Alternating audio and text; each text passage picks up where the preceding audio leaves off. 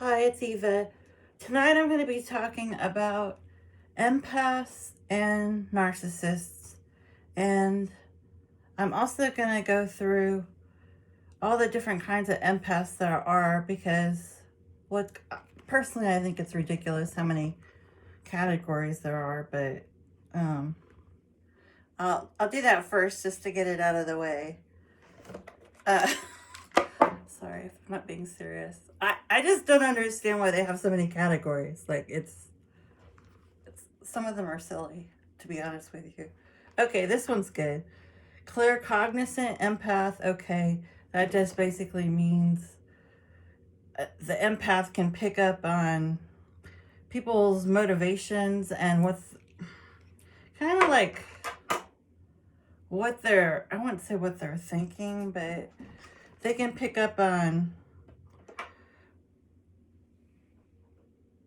their intentions. Like if somebody has like hidden motivations, the empath can figure that out. Like if someone's, doing like a white lie, or if they're doing like something really elaborate, it's like the empath can like just be like, okay, clearly that's not what's going on. Like they don't even try. Like sometimes they can even just like, like be in a crowded place and like hear people talking, like, waiting at a restaurant, and like pick up on the feelings or in the communication, or like what's going on with like other people sitting together. Like that's just, and they're not trying. It's like that's why it's considered kind of a superpower. All right, so there's also like I think it's called, is it clairvoyant? Oh, the medium empath. Okay, well, that's obvious. That's like somebody who can tell the future. And then the, okay, I like this one. The animal empath. I mean, duh, that's just like, you like spirit animals, or you really connect with animals, so you get like vibes off animals and can sense, their feelings. I guess like a Disney princess, like they're always singing and hanging out with bunnies and birds. It's kind of like that. Then there's the telepathic empath. That's obvious. And I don't know why they have this one. The emotional empath. It's like, isn't that the whole point of empaths? Like an empath is somebody who absorbs the emotions of other people and then has like sort of a call to duty in their personality type, where they feel, it's almost like think of like a nun or a priest, who wants to like, come and help you in prayer so that you can get over whatever is blocking your relationship with God. It's like that. Like the empath feels called to basically minister to your emotional needs, because like they can tell you're not doing it. And so it's like they feel like they get emotional satisfaction from doing something in another person's life to help them, and it's something that comes really naturally and easy to them, so it doesn't seem like it's that hard at first. But what you end up doing is you're helping people who don't have the emotional, I guess, like, I don't want to say education, that sounds like uppity, but it's like you're dealing with people who are like, a lot of times, who like maybe run for their emotions, or they don't process them, or they they just sort of, they're just sitting there, right? So it's like, once you start trying to explain stuff to people who are like not actively like working with their emotions constantly all the time, and like fixing stuff, and working with their bad memories, or like the the opposite type of personality who like doesn't go to therapy, doesn't want to journal, doesn't want to face their own demons or whatever. It's like that becomes like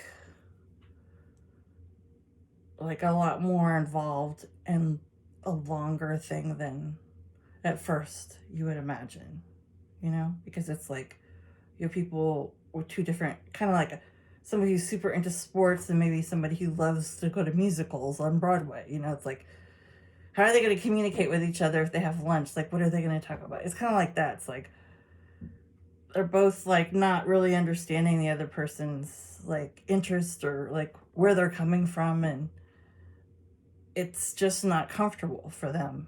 It's just like that's not their world. So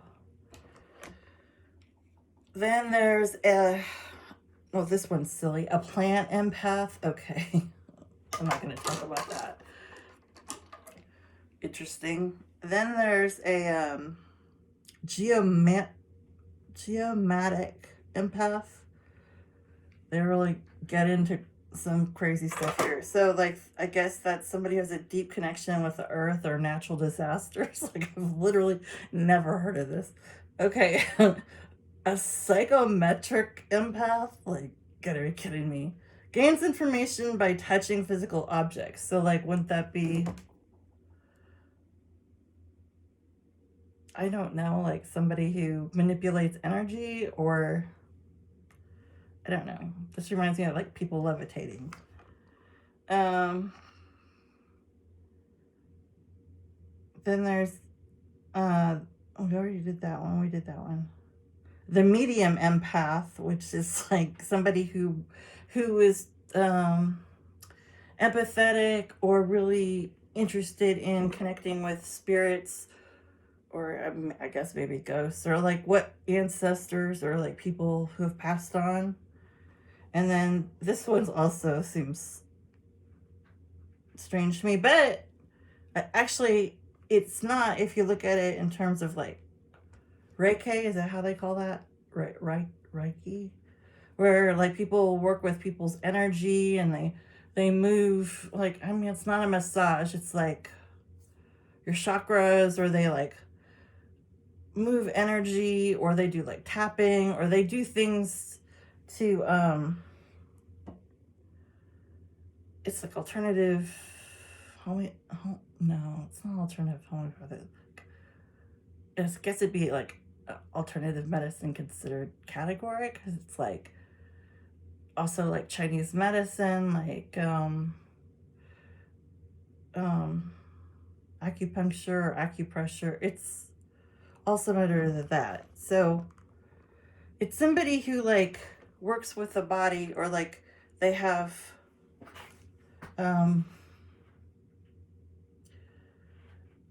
they can sense what's happening in another person's body, like where their energies are blocked, or where they're like physical manifestations of their stress. Like, how they say if you don't process your emotions, you can get like an autoimmune disease because of the stored stress in your body. You're just constantly venting all this negativity and getting yourself worked up, and you're like not taking time to rest or taking time to take care of your body whatsoever, like zero self-care. And it's like eventually that becomes a disease. So I guess that would be like maybe somebody who's tapped into those kind of manifestations from emotional to physical, and so but they're focused on it once it becomes the physical manifestation. All right, so that's most of them. Then there's the super-empath, which I was kind of like, what's the difference between an empath and a super-empath? But I guess it's just like an empath times 10. It's like if they have intuition. I guess like a regular empath isn't like maybe supposed to have naturally have intuition, but they just have emotional empathy. Like they're just very like, they can sense things, but it's not like they can like read your thoughts, or like they could like really not invade in a negative way, but they can't really go in depth into parts of you unless you give them access or you give them information. But, and that information could even be your body language. But I guess like a super empath, if you had a resistant client or friend or whatever, you wouldn't need their, I guess you need their permission to be like, I guess maybe you wouldn't even need their permission. You could just pick up stuff without, kind of like at the restaurant. It's like somebody maybe wants your help, or it's more like there's some kind of relationship. But it's like a super empath would be able to have a much stronger ability to, change your life by, bringing to light things that maybe you don't see, and that they could, maybe awaken in you like feelings you hadn't felt in a long time, or like repressed childhood stuff, and like that kind of thing. So the super empath apparently is, because I know last time I did a video, I talked about the dark triads. That was, if you haven't seen that video, it's narcissism, psychopathy. So, am I saying that right? Like psychopaths, like the psychology of psychopaths, and Machiavellianism, which is not a disorder. It is a classical style way of thinking that's, very ancient. I think it's 1500s, 1400s, something like that. But it has to do with a guy, Machiavelli. He was I guess, like sort of a wealthy person who was highly interested in the mind and business, and like how could you use, he believed people basically get taken advantage of all the time if they don't guard themselves and sort of build this, it's almost kind of like a sarcastic, like superimposed ability to, it's almost like you manipulate people before they have a chance to get to you, like by your own knowledge of human nature. So he really believed, like, if you aren't really assertive with people, and like he believed people didn't just, he really didn't believe like somebody would just be a natural hero or something, or like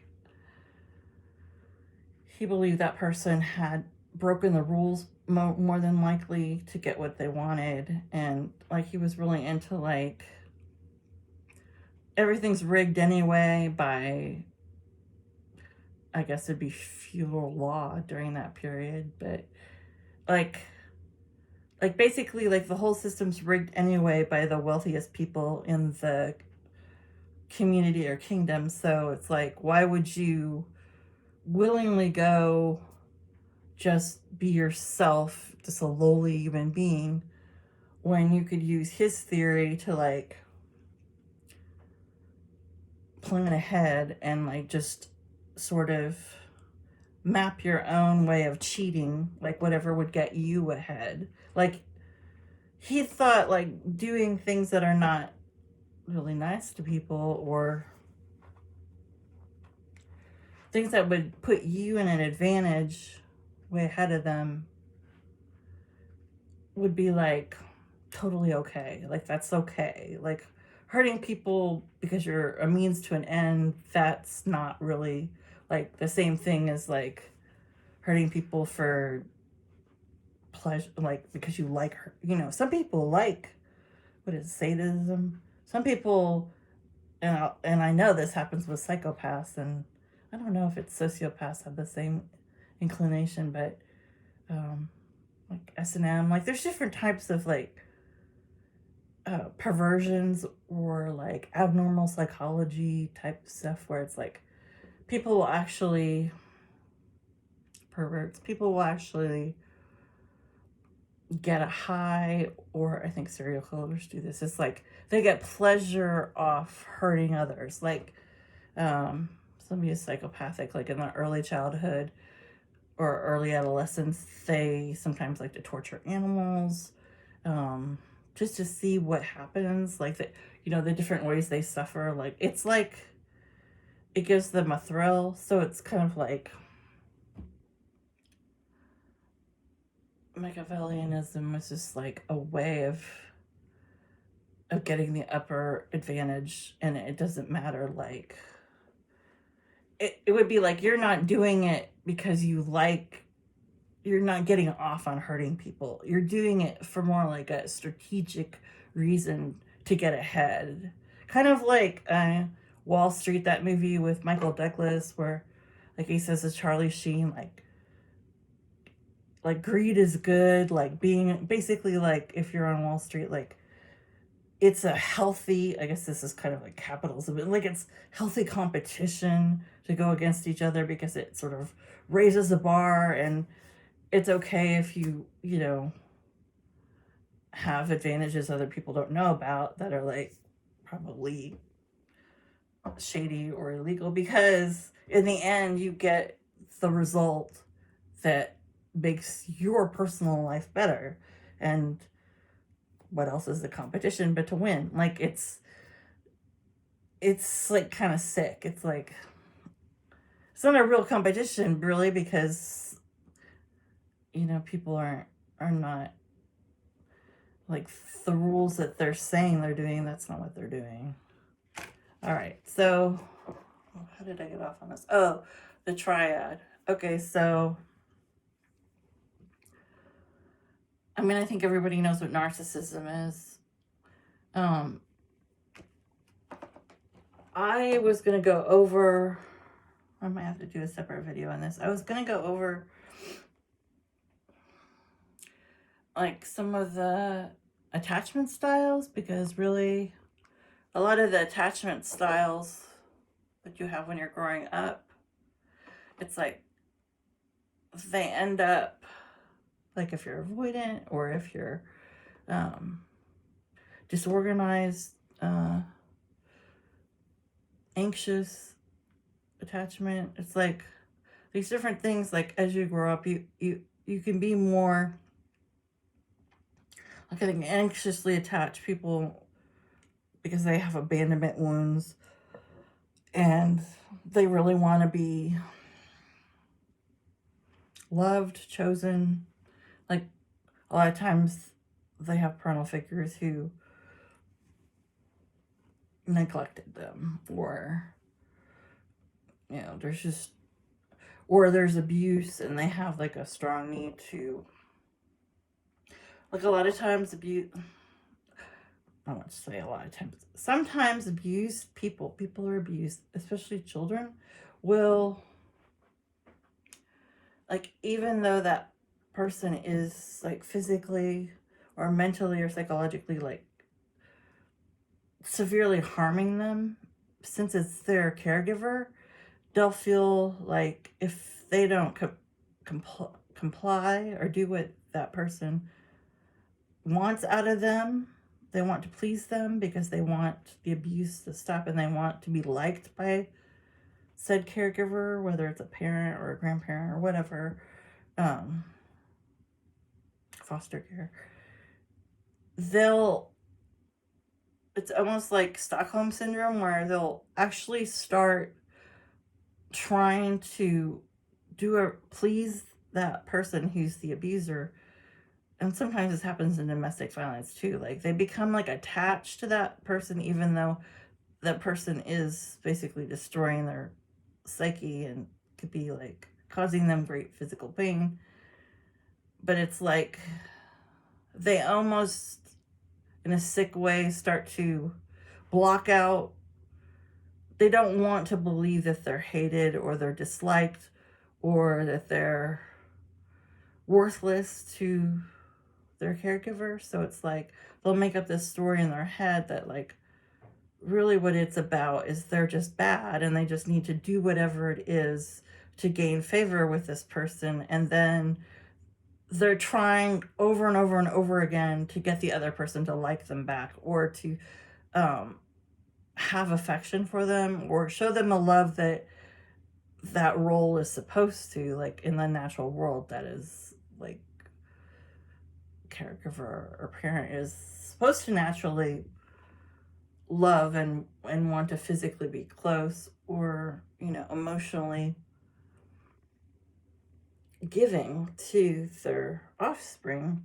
But that's not the dynamic. But it's like that abused person will sort of pretend like, I know it's not like pretending, it was like they take on this, it's like a story they tell themselves that like that's not what's going on, because they can't handle the rejection or being like unworthy or disliked or hated or like not good enough or,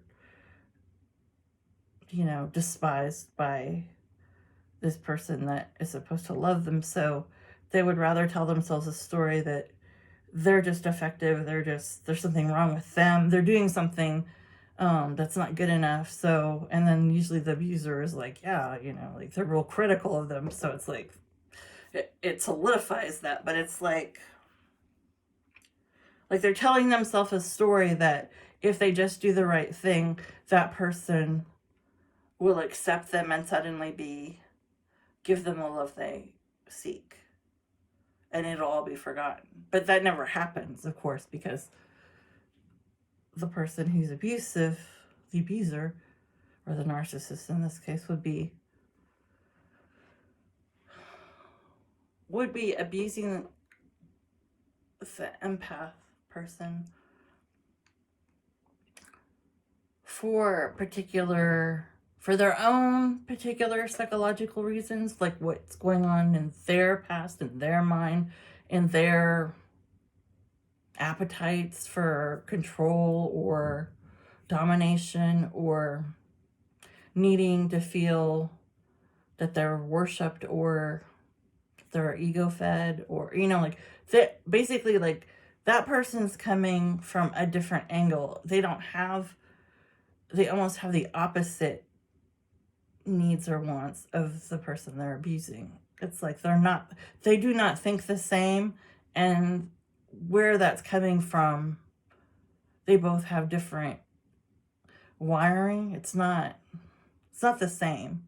So it's like that's kind of how one of the reasons it just goes on forever and ever in this horrible like loop is because neither side can understand each other or see the other's. Well, an empath can usually understand emotionally the narcissist more than they can themselves. However, narcissist is not interested in, like, that's not their goal. Like, they don't want to be understood. They just want what they want that will make them feel better. So it's kind of like a uneven motivations on both. Like they're not after the same things. So, but usually the person in the submissive role or the codependent role, like you'll see this a lot in like addiction, like marriages with addiction, where there's, you know, the Al-Anon and the AA person, where there's, you know, the long suffering spouse of the alcoholic, and they'll, you know, they just keep on and on for years and years, like sort of enabling the alcoholic to continue on, basically making their life unpleasant, you know, but they don't confront them because they're like walking on eggshells, and they don't want to, you know, mess up the peace, whatever that peace is, which is usually like fake acting, like pretending like you both are getting along, but it's like that's not really getting along in the true sense, right? That's not connection. To me, all these things come down to, like, to me, at the heart of all of these issues is the need for connection or the need for disconnection. Like, some people, because they've had such terrible pasts, like their past histories are so bad, like they have a strong need to disassociate or to escape or to just, they don't want, like, it's too painful and they don't want to go back and fix, they don't want to think, their idea is to, a lot of times drugs and alcohol, they want to like block out those feelings, whereas the other person may want to delve into them, like with therapy. It's always like, or self-help books, it's always like diagnose the problem, like immerse yourself in it and understanding it, and then you're gonna like kind of solve it by like excessive knowledge and understanding, which, if the parties are willing and it's a good program, can work. But if it's like a terrible program that's not like run by people who are sincerely doing it for the right reasons, they're just trying to make a profit, and like the people involved are like forced to be there because of court or because their spouse is like making them go there, and or they're going to divorce them, like, nothing's going to get really achieved. So in this scenario, I'm just going to briefly outline it, and then I'm going to stop, and then I'll make another video where I go through the 4 stages, because this whole thing is crazy. Like, I've been studying this all day and some of yesterday, and it's nutty. It's crazy. Like, I've heard a lot about narcissism, and I've heard a lot about empaths, like, to nauseam. Like, I understand these concepts, but I've never heard of this. Like, this is Carl Jung, which is Jung, who came up with this. And like, I found out, this is kind of interesting, I found out that Jung and Freud, I guess, were buddies, but and they like shared all these, notes and things together. Like, they I wouldn't say collaborated, they like had a friendship where they like a professional relationship where they were like sharing their mutual studies with each other, and had a huge falling out, I guess, because Freud, he got into all that sexual stuff. He was like obsessed with like sexual psychology, like, I mean, especially with his dreams. I mean, he's just, I mean, I get the ick factor for him as well, but since he's like the end all be all, it's like, okay. But anyway, I guess Jung got super offended by it, and their friendship broke up, and like, I guess, like, I don't know, Freud kept some of Jung's notes or something crazy, where it's like, somehow because of this rift, like, Carl Jung like took time off, and like he had like some sort of breakdown. It's like, okay, you're like a renowned psychologist, or I mean, like, he's the guy who invented like extroverted and introverted. Like, that's Carl Jung. Like, I mean, some of the biggest concepts came from him. It's just, we just always hear about Freud, but it's like, this guy's like has a breakdown, and I guess in his breakdown, he like confessed that he was a big empath himself, and I guess he had all these like feelings, and they were like sort of taking over. And so when he got better and he came back to his practice again, he got super fascinated with like the narcissist, I can't even say it right, the narcissist and the super-empath, because apparently the only person in his theory, or the archetype, they call it an archetype, it's just basically like a label, that he felt could destroy the narcissist or take down the narcissist would be not just the super empath, but it would have to be when the empath has like finally the final straw where they are like suddenly are so sick of being an empath and like they finally have like helped so many people and put their needs on the back burner and never like really took care of themselves because they're always caretaking or like helping other people instead to avoid themselves, of course.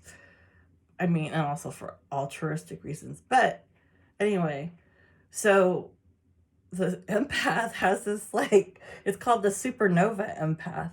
So that's not like a particular empath, it's like a stage they go through before they have this like, his anger happens. It's like, it's this anger stage where they like, all their emotions they've been like keeping inside level up, and the empath like becomes almost like cold and like calculated and very like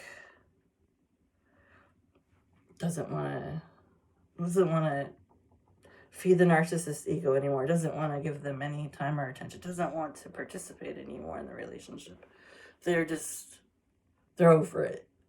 And then there's like 4 stages, I'm not even making this shit up, where the empath somehow strategically takes down the narcissist, but it's almost like they're not really doing it on purpose. They're just going through their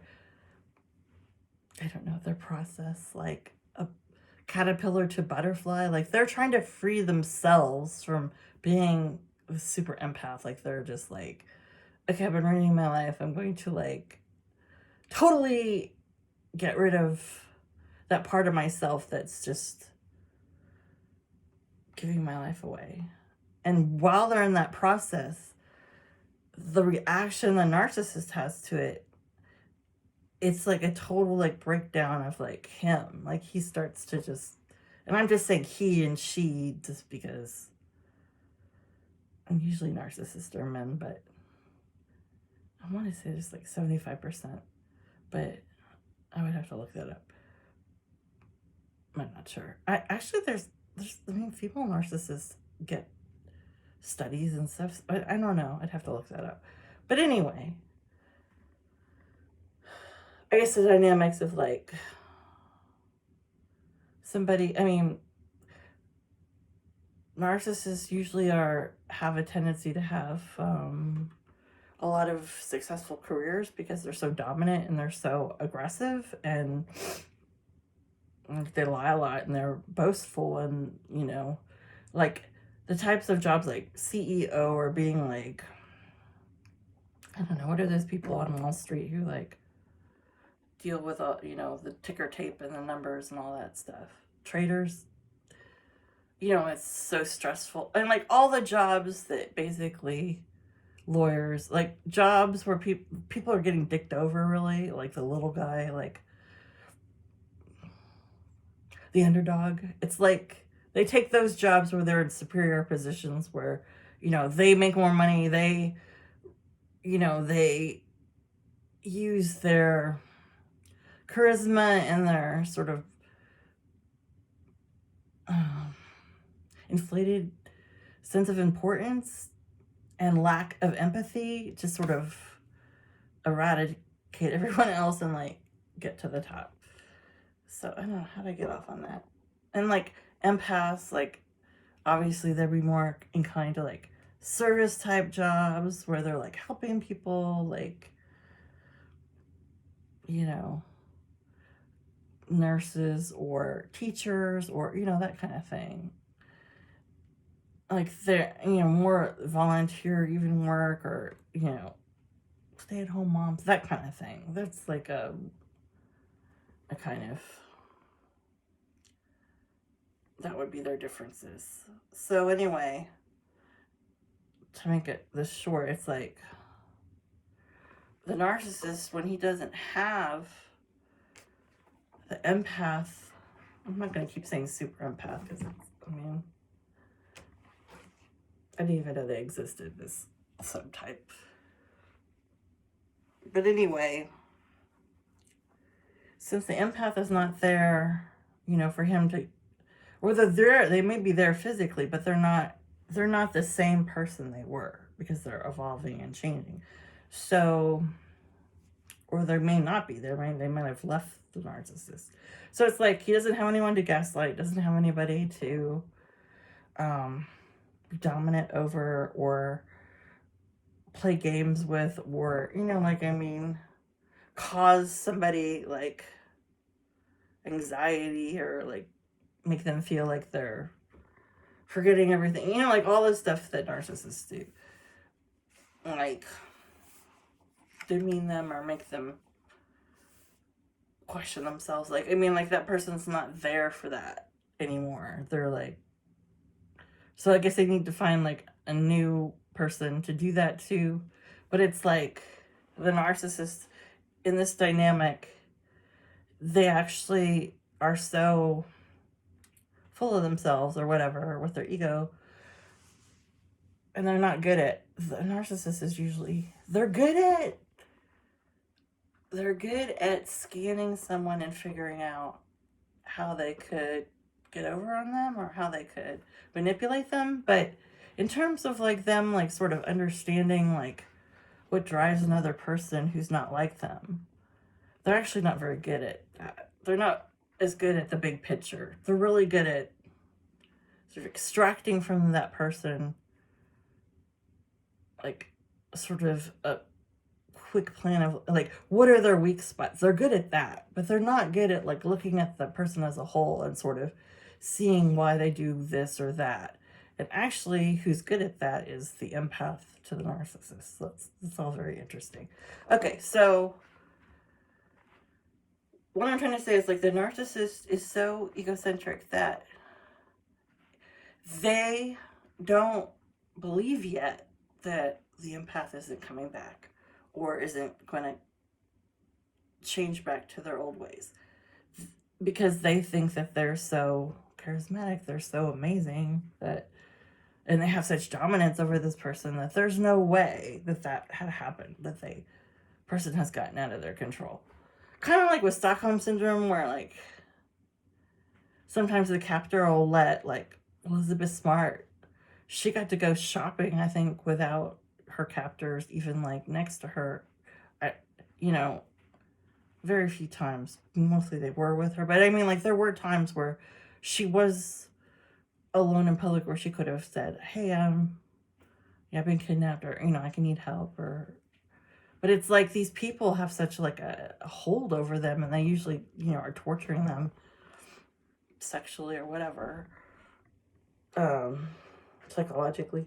So it's like the person is so disassociated, they don't try to get out of it. So it's kind of similar to that. It's like the narcissist thinks that they've just done such a number on this person, whether it's a romantic relationship, a parent-child, whatever, that they can't grasp that they have actually, lost their victim. Like it's beyond them, because they've had them for so long, and they've done, it's worked for so long, and they've been going through all these loops together. It's like, why would it, what happened, So it's like, they don't even go there to what happened. They're just like, no, I'm still the top dog. Like, this is just like a phase. And so like, then while they're thinking that, then they start to have all these like reactions to the missing person that usually feeds them, or they feed off their energy or whatever, so it's like the usual things they need to be sort of top dog, like they're not getting those things. That's not happening, and so they start to break down and lose confidence in themselves, and just they haven't figured out they need a new supply, because they still think this other person is under their thumb. And meanwhile, the other person is like not really communicating with them very well. So it's like, it probably doesn't have any idea themselves, because they're going through such this massive transformation. And so all these things sort of break down. as the narcissist goes this period of time without these things he usually is used to bolster his ego and to make him feel good about himself and to have the energy and, sort of, what do they call it, stamina to be his usual, I don't know what you want to call it, bully. He can't do it. It's not happening. So it's like he's getting weaker. It's like a vampire who doesn't have the, a victim to bite. He's losing his virility or whatever. And so, and then it just keeps going on. And then he finally, like, he's out. It's not good. And so then, like, supposedly Carl Jung would be like, okay, so the super empath has, like, taken down the narcissist. But I mean, like, if you really look at it, it's like, I think they were both in their own lanes, like having their own personal, I don't know what, transformations for positive or negative. Like one person seems to be turning into a better version of themselves, I guess. And then the other person seems to be like losing their, I don't know what you want to call it, like their status or their pretty boy image is going downhill. So it's like, to me, it's like they're both like, maybe not thinking so much about how the connection itself breaking down is causing them to personally transform. They're not, it's like, but I mean, like the way he explains it, it sounds very calculated. Like, like the empath is like getting revenge. But I mean, I personally don't think like an empath who's like, giving away their energy for like maybe decades is like, I guess yeah, they get angry and I don't know if I don't know if they have that capacity to be that. That's a lot. That's a lot. It's almost like they become a villain or something. I don't know. I don't think I buy that theory, but I'm not a world-renowned Swiss psychologist who changed the world of psychiatry like Carl Jung. So my opinion probably doesn't matter that much in the long run. All right, well, I'm going to stop here because I'm at time and, I'm going to come up with a strategy to explain the 4 stages because it's actually really fascinating. Like, I could not stop with this stuff. I was like, what is going on? Like, what? Because you read all this stuff about, I guess, like, narcissism is, like, so big right now, especially in America with, like, how shitty everybody's treating each other. And I think people are getting overdiagnosed left and right, but that's just my opinion. I think there are a lot of narcissists, and I think there always were. I just think they were, like, I don't know what they were called in the 50s or 60s or before the internet or before, like,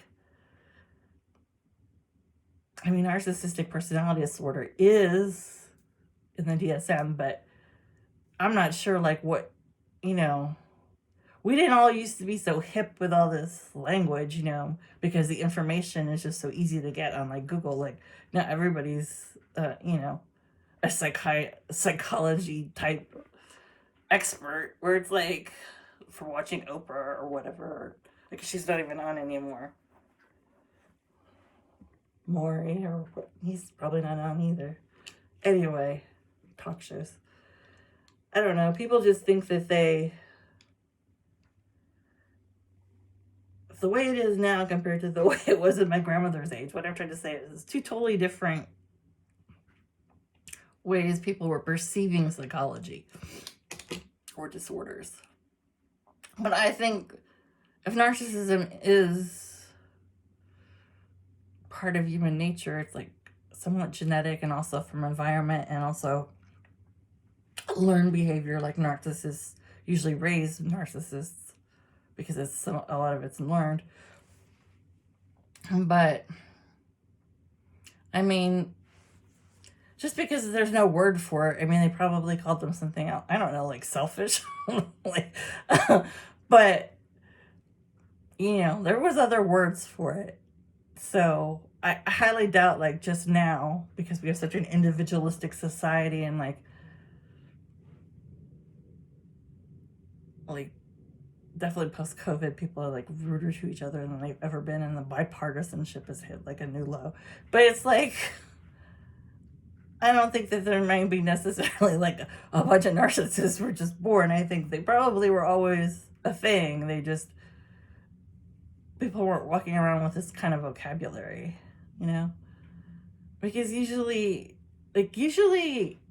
to me, everything's been done before. Like, I think that about like history. I think that sometimes about science. It's like everybody thinks that it's definitely true of literature that they just come up with this brand new idea that nobody's ever done it before. It's like, if you read a history book, actually they probably have. It was just called something else. Like even fashion is like regurgitated over and over and over again.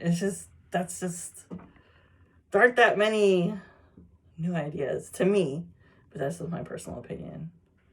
There might be a spin off the idea, but we all can't be like, what was that guy who did electricity, Tesla?